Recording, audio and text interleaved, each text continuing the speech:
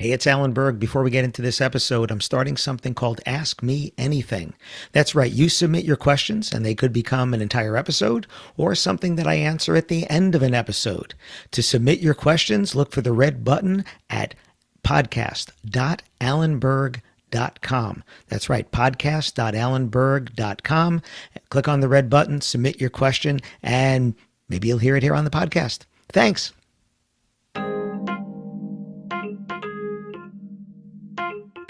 You ever wonder how some of these big conferences get started? Well, listen to this episode and find out. Welcome to another episode of the Wedding Business Solutions Podcast. I'm your host, Alan Berg. I'm a speaker, author, sales trainer, website reviewer, and I help businesses like yours sell more, profit more, and have more fun doing it. Enjoy this episode. Hi, it's Alan Berg. Welcome back to another episode of the Wedding Business Solutions Podcast. I am so excited to have my friend Will Hegarty on, who founded Wedding MBA, to talk about conferences. Will, how you doing? I'm doing great. Thanks for having me, Alan. Oh, it's a pleasure to have you on. I want to give people a little bit of a history here. So Wedding MBA started 2007, correct? Yes. Now, you and I did not know each other. I was vice president of sales at the Knot. You were producing the largest bridal shows in the country. I had no idea who you were. You call me up one day and say, I'm putting this thing on called the Wedding MBA in Phoenix, and I'd love you to come and speak. And I had no idea who you were. And I'm thinking, okay. But timing was great is that I had been wanting to give a presentation on websites just to show people that no matter how good your ads are, no matter how good you do your promotion, if your website isn't up to speed, you're losing business there. I said, well, all right, if I can come and give this presentation called 10 Ways Your Website May Be Hurting Your Business, I will come and speak. And you're like, done. Well, what I didn't know is you were making me your headline speaker. You changed the title to 10 Ways Your Website's Killing Your Business. Much better, by the way. Thank you. And that's how we met. Was Yep. just that. Yes. Very first. And actually, I want to thank you because you are the only speaker who has been at every single Wedding MBA. Wow. So this is 17 years. Wow, 17 years. Oh my gosh. Yep. And you look the same. So there you go. And so do you. Yeah, my hairstyle hasn't changed in 17 years. There you go. So first year we're in Phoenix, but let's step back to that. You called me and said, I'm putting this thing on. So this thought happened before this. So prior to this, you were putting on the largest bridal shows in the country in Phoenix. Yes.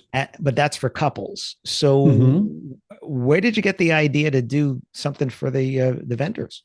Well, I've been in the industry forever. I started when I was 15 as a wedding photographer, put myself through high school, college, got my business degree, all with the photography side.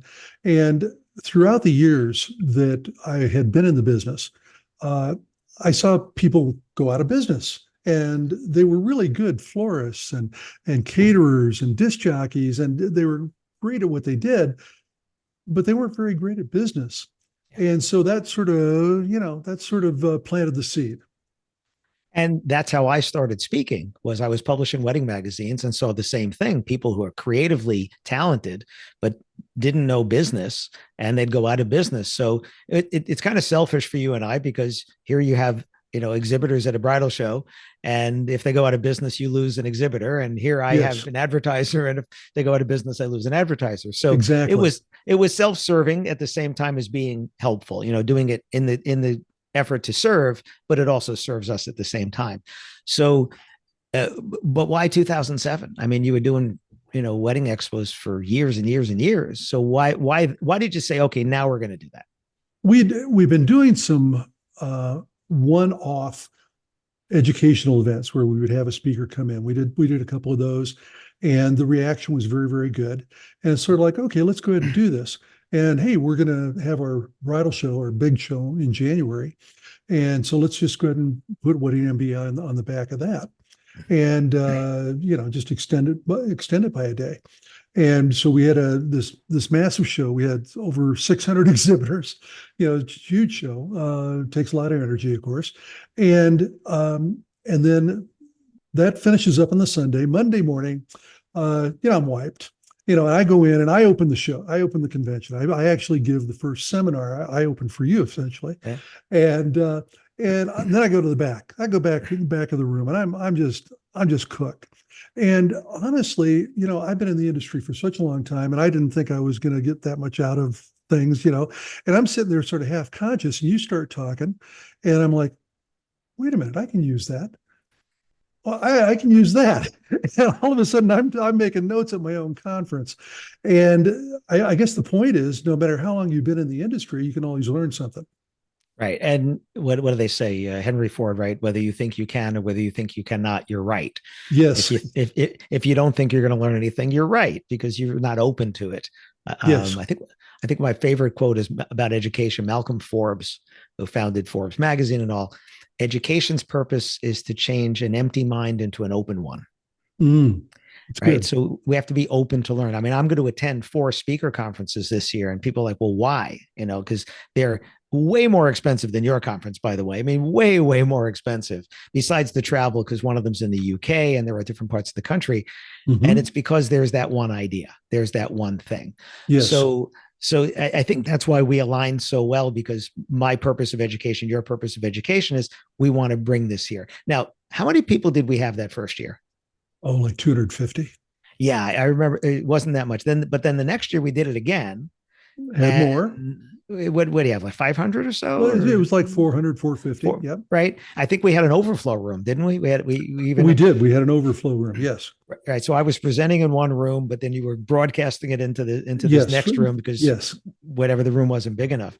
It's actually where I first met the founders of Wedding Wire. Was at I don't know if that was 2007 or 2008. That they came to speak. And I actually remember their MacBook wouldn't work with the technology, and I lent them my PC laptop. I hadn't bitten the apple yet, so I lent them my PC laptop, and that's how I met Sonny and Tim. Was lending them my computer. People were like, why are you lending a competitor your computer? I said, I'm not doing it for them. I'm doing it for Will. I'm doing it for Patti. I'm doing it for these 250 people who came to hear them. That's why I'm doing it. And that's how I met them, back then. So again, relationships get started at conferences and things like that. So we did Phoenix in January, nice time of the year. Thank you for not making it July. and then Phoenix again the next year in the winter.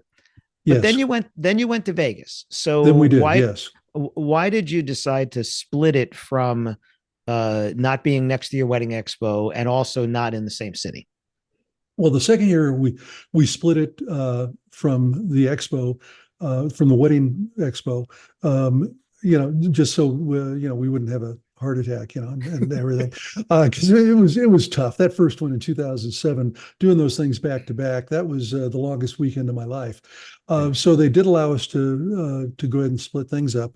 And I think we did March of 2008, but we got really, really good response. But I wanted more people. I wanted to get the word out, get this out to more people. And most of the big conferences that I had been to personally had been in Vegas. They've been in Chicago or Atlanta or Vegas, and Vegas is closer. So we're like, let's give this a shot, and we did it, and it jumped to 1,000 people coming, and then the years went on. We sold our bridal shows, our January and June bridal shows. We sold those, and then it allowed us, after we did the transition, to go full time. So instead of doing 3 events a year, 2 bridal shows and the Wedding MBA, 1 convention, we were just working on the convention.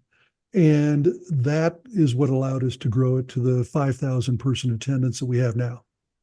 So what has really changed over the years, going from 300, 400, 600, 900, whatever, growing? What have you changed? And what do you think has changed about the industry? Well, the thing that's changed the most about the industry, Alan, is competition. And there's just more of it. And it's more challenging, I think, for any wedding professional out there, because you have all your existing competitors, and the wedding industry is very dynamic. There's new people coming in all the time. And so you've got new challenges all the time. And even though weddings are a very traditional thing, you have a ceremony, you have a reception, and that's very traditional and that's somewhat predictable. The people themselves change. How you reach them has changed. And if you're not willing to keep up with that, you're going to be left behind. And that's one of the things that's kind of cool about what you do and what happens at Wedding MBA is helping people stay up with that moving target, which is those wedding couples. Right. Yeah. I actually just recorded another podcast today that'll come out, I think, after this, but it was one of the suggestions. I have this Ask Me Anything. And it was actually a DJ in the UK who asked, you know, what what you do as a consultant, what's different now versus years ago? Like, what are DJs asking you now versus what they're asking you years ago? And the truth is, it hasn't changed. What's changed is the technology, but what Mm-hmm. hasn't changed is the need to have better business, the need to be more profitable, the need to get people to respond more and things like that. What I've seen over the years, again, I was publishing wedding magazines, well, selling for wedding magazines, then publishing. I was competing against the yellow pages and I was competing against newspaper supplements and things like that. Mm-hmm. And what are you competing against now? You're competing against Instagram and TikTok and all those other things there. So the technology changes, but the need is still the same. You Yes. just have to be able to keep up with it. What I Yes. see at Wedding MBA is this cross section of people that are brand new, relatively new, not so new, been around for a while, been around for a long while. And I love seeing all of that because if you've been around for a long while and you're there, it's because you understand you need to keep current, you need to have your finger on the pulse and stuff like that. And if you're brand new and you're there, it means you realize you have to invest in your business, which a lot of new businesses don't understand. That's one of the things that surprised me about Wedding MBA because we assumed that it would be mainly new people. And actually, it's still majority. I mean, there are a lot of new people. And as a matter of fact, 70% of our attendees every year are new, and which is kind of cool. But the thing is that a lot of them are established people that are again they're responding to the changing situations and they're trying to keep up with the upstarts, the new competition. So are you trying to get more people to come back year after year, or this is just the way it is? We did. And as a matter of fact, we had initially, a relatively small percentage of people that would come every year, small base. And we strive to come in there and bring fresh content, have fresh speakers. And I mean, you're a long time speaker, but we have a lot of new speakers this year and new viewpoints. And by the way, that's one of the other things that's kind of interesting about Wedding MBA is the people say, well, why do you have more than one seminar on this topic? It's SEO or something like that. And the answer is that not every speaker has the same approach. And it may not register with you as an attendee that, okay, I'm not getting. I go to the second one. Oh, okay, now I'm starting to get what they're at. Or if you've got two different ways or three different ways of approaching it, you can adapt that for your own situation. But anyway, what we do see a lot of, Alan, to answer the actual question, is we see a lot of people that come every 2 years. That is, it's like they love coming and everything, and we see them coming every 2 years or so, and we see a lot of that. But but it's a tremendous experience, and people really they they just give us great feedback. I mean, we do the survey afterwards. We survey about the speakers. We survey about the overall experience and everything. And we've got something like a 94% approval rating. Like, would you recommend this to a friend? And it's like, I don't get a 94% approval rating from Patti. My For wife. those of you I who don't don't. know, Patti is his wife. Yes. Yes. I don't. I don't. So it's it's very satisfying, when that happens. I attend conferences as well as an attendee, not just as a speaker. I don't tend to go to industry conferences unless I'm speaking, just because I'm busy speaking at other conferences. But it's there's always going to be some people there that it isn't content that's relevant to you, or that you don't connect with that speaker, and that's just part of it. Unless you're going to see just one person, right? It's like going to see the headline band, and then the opening band. You might like the opening band, you might not. You may never have heard of them or whatever, but it's there. It's added content. I know that it's got to be difficult as you've grown year after year. When you go from 1,000 people to 5,000 people, you need to have more speakers. You need to have more rooms going on. It also provides that same challenge, which is if you have too much good content at the same time, people are like, I can't be in two places at once, right? Well, there's an answer for that. What's that? And the thing is, we have over the years for Wedding MBA, as we have added the multiple things at the same time frame, because it used to be all general sessions, but as we added more content, more choices, more options, and people said, "Oh yeah, gee, there's a couple of things in this hour. I can't be in two places at one time," and they bring another person with them. Yeah. And Yeah. And then they just split, and then they compare notes later.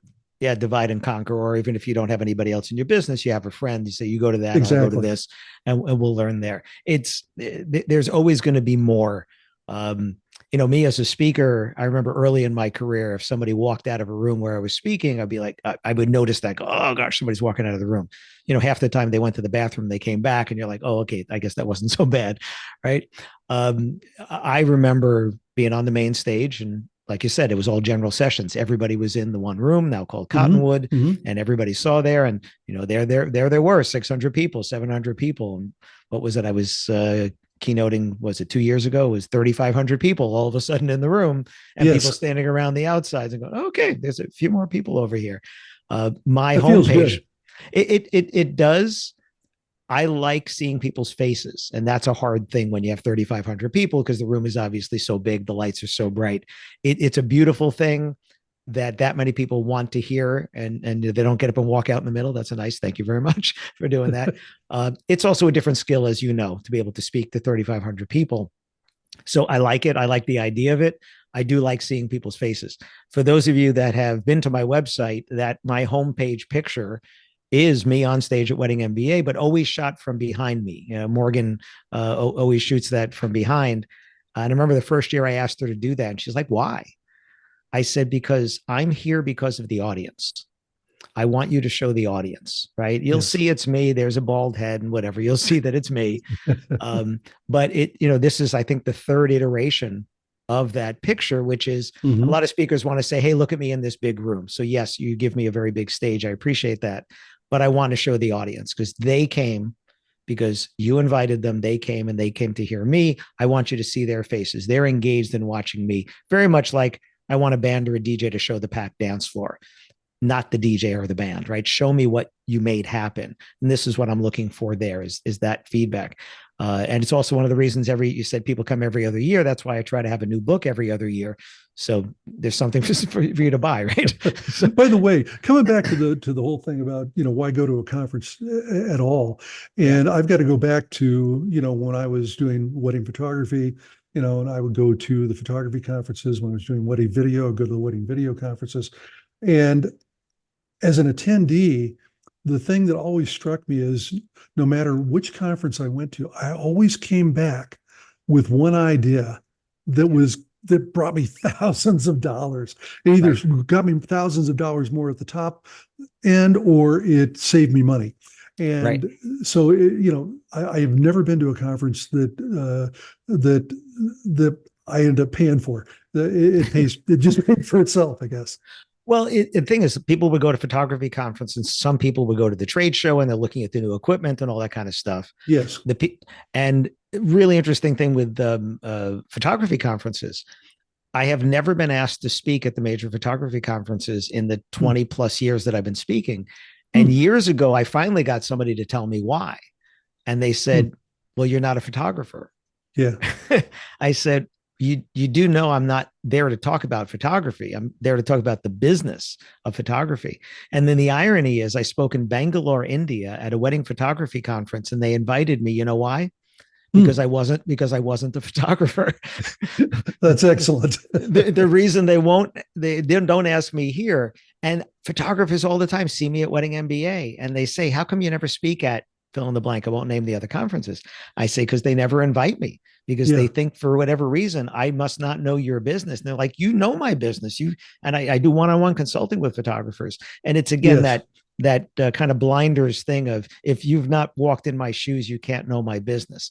Well, you think about the people in the Rock and Roll Hall of Fame that are not musicians because they're producers, right? Or things like that. And it's the coaches that are in the Hall of Fame for football, baseball, basketball, whatever, who may have been a player, may not have been a player, may not have been the best player, but they're a great coach. It's the same thing. I'm there to help you have a better business. Well, by the way, you're in our Hall of Fame. Absolutely. Thank you. And where is it on my shelf here? Lifetime Achievement Award. Yes, I have the Mobile Entertainment Expo Hall of Fame. I was the first non-DJ inducted in the Mobile Entertainment Experience Hall of Fame. So, the whole idea of education. One thing that I love about Wedding MBA is it's not about the new speakers, the new camera, the new lights, the new ovens, the new food, whatever. You have conferences for that. I go to Caterosaurus every year, and I go to the DJ and the photo booth conferences and stuff. There's a place for that. Your conference is wedding business. It's in the name of it there, the Wedding Business Academy. That's what it's for. And that's, I think, what attracted me to it is you're not distracted by the shiny objects there. Now, the trade show has grown leaps and bounds, but it's business stuff in the trade show. It's the virtual assistants, it's the software, it's these things to help your business. And you're not distracted by that stuff, which you need, right? People need in their business. You need to have those other tools, but this is the focus on it.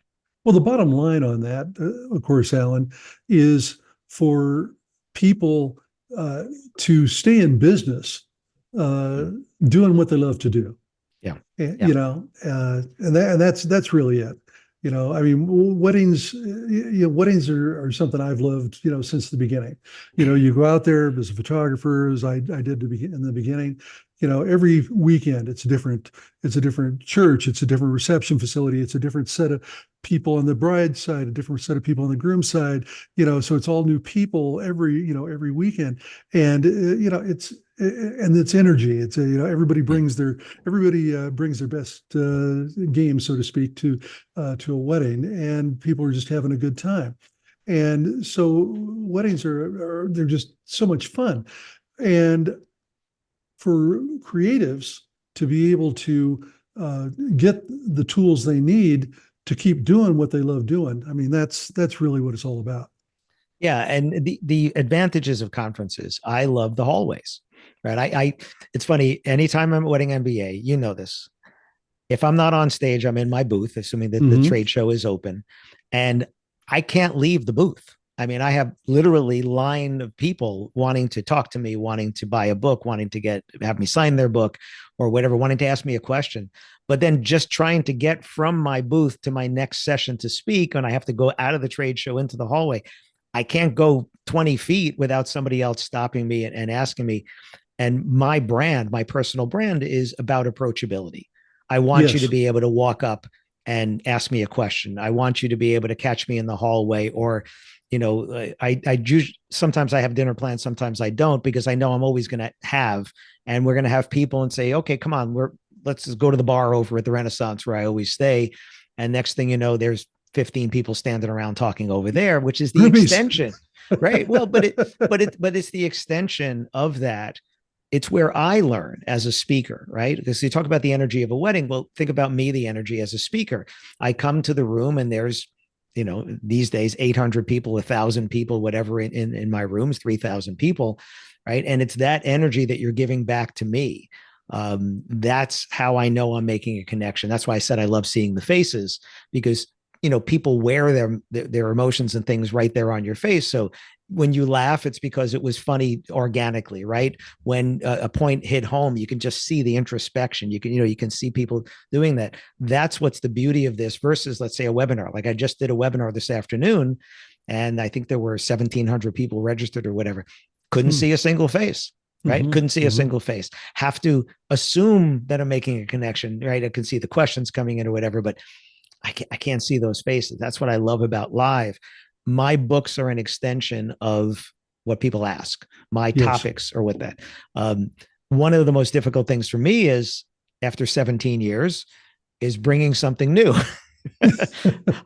Again, and what you and Shannon are so good with is just coming up, teeing up some ideas and saying, okay, what about this? This is what people are asking about.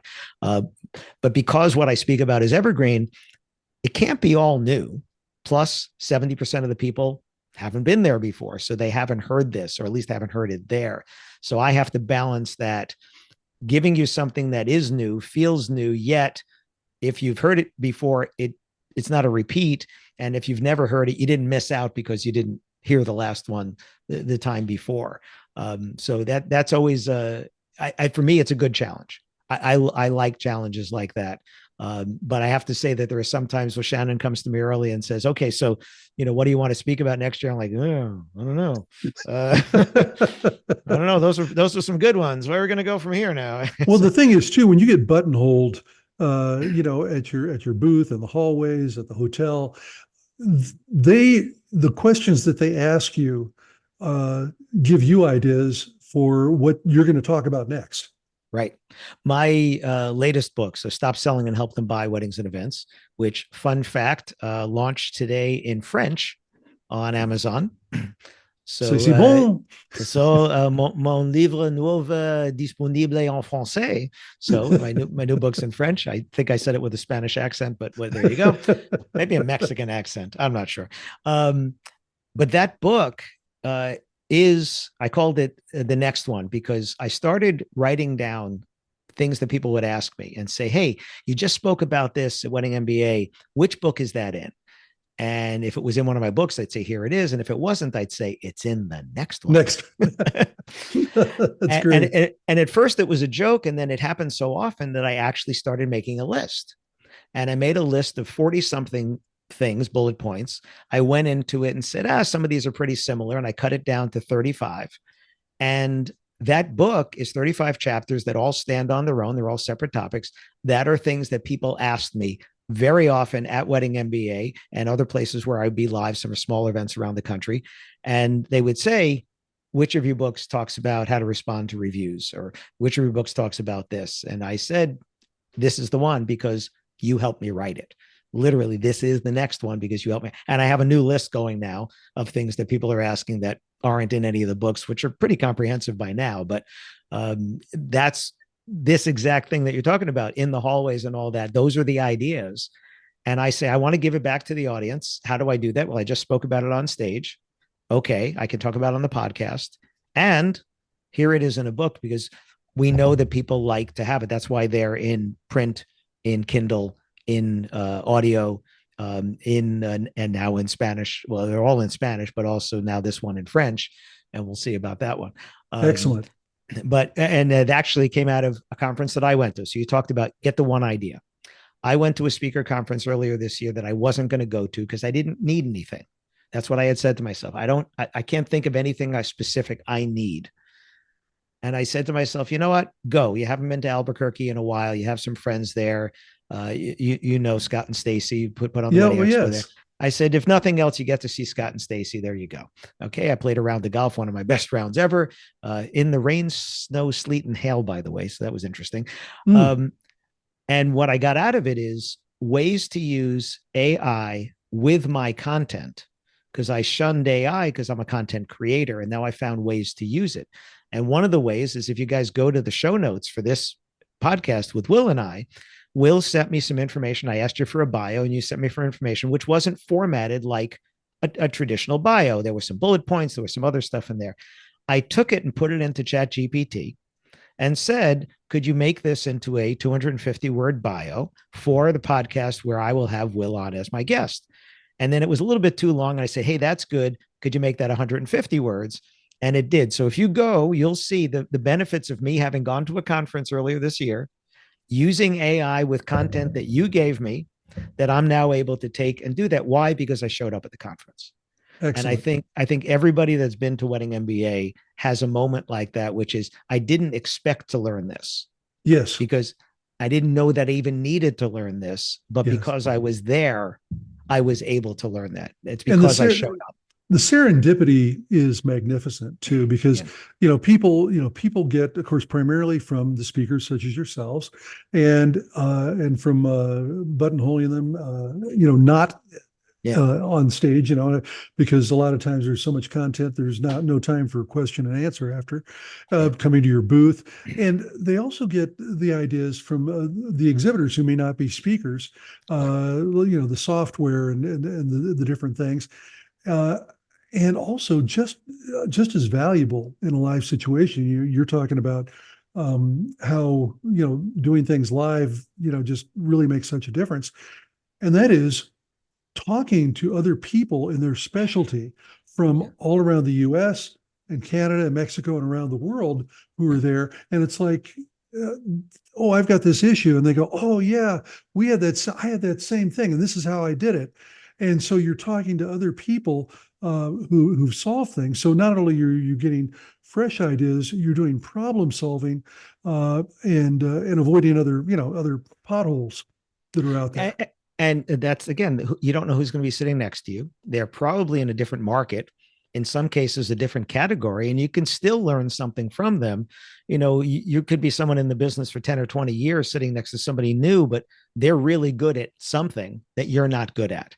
And Yes. that's why I love showing up at conferences as an attendee, because I'm good at some stuff, but I'm not good at everything. And there are people that, like this, like AI, I was not good at it. I'm getting better. I would not even try to teach it to anybody at this point because I'm still learning.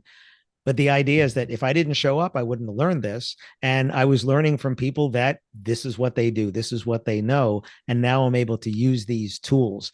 I also got an email today from somebody that I met at a speaker conference who's actually asking me about Wedding MBA and how she can apply to speak. So, well, I'll get to that. I told her you're already done for this year.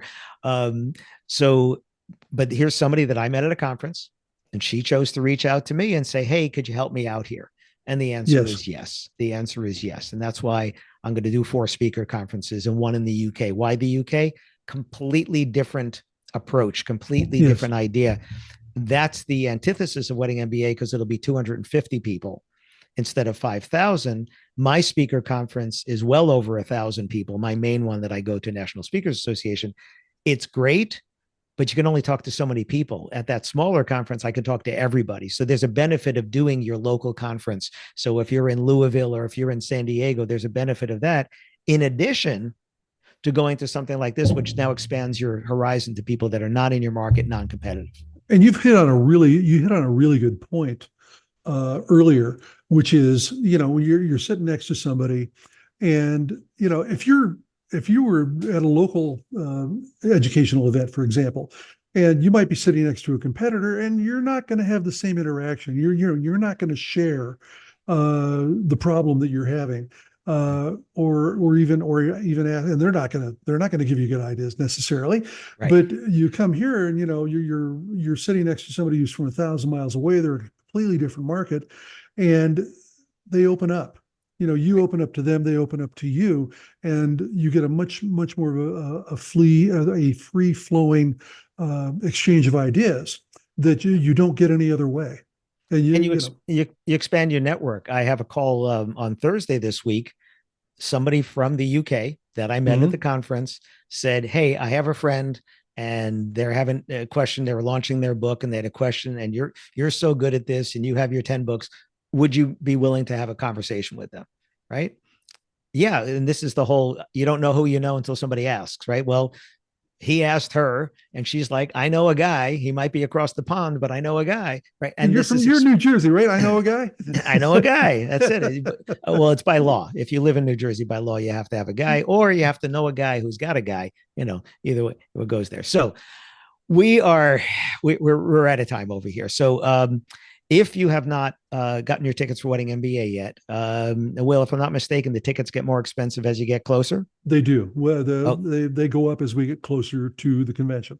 Right. If you go to weddingmba.com, you can get your ticket. If you use my name as your coupon code, Alan, ALAN, you will save $20 off of the current price. So the sooner you do it, the more you'll save on the ticket, and then still $20 off of that. 17 years now that I will be there. I thank you so much for reaching out the first time. And this goes to the same thing. if you don't ask, the answer is always no, right? You reached out and said, well, I'm going to ask Alan if he'll come. And that's it. People ask me, how come you've never spoken at this conference? I said, they never asked, right? You got to start. Well, I'm glad I did ask. I am glad as well. And I'm glad to call you a friend. And Shannon, I know Shannon's there, they're listening, and Patti, it's great to see you guys every year when we do. Occasionally we get to sit down when we're not crazy and you're riding around on your scooter, and we sit down. When I was in Phoenix, we got to sit down and, and have a little drink. That's wonderful as well. That whiskey. Yep. Got to do that. Got absolutely have to do that one. That's a part of that. And I'll have more to talk about whiskey after this. I don't want to. It will have happened before this comes out, but I'm not going to talk about it yet. I'll talk about it in another podcast. So weddingmba.com, the schedule is there. Probably the best thing to do, go to the PDF if you want to see the actual schedule. You do have category specific sessions now. So there are some just for venues and just for DJs and so forth there. You'll see it all there. Get your ticket now. Use the coupon code Alan. I look forward to seeing you guys there as well. Thanks so much for joining me today. Hey, thanks so much, Alan. Thanks for listening to this episode of the Wedding Business Solutions podcast. If you liked it, please subscribe to this channel and post a review on your chosen platform, Apple Podcasts or whichever one. If you have any questions about anything in this episode or any of my episodes, email me directly at alan@weddingbusinesssolutions.com or visit my website, alanberg.com, alanberg.com. If you have any suggestions for future topics or guests that you'd like to see, please again, email me or visit my website. Thanks for listening.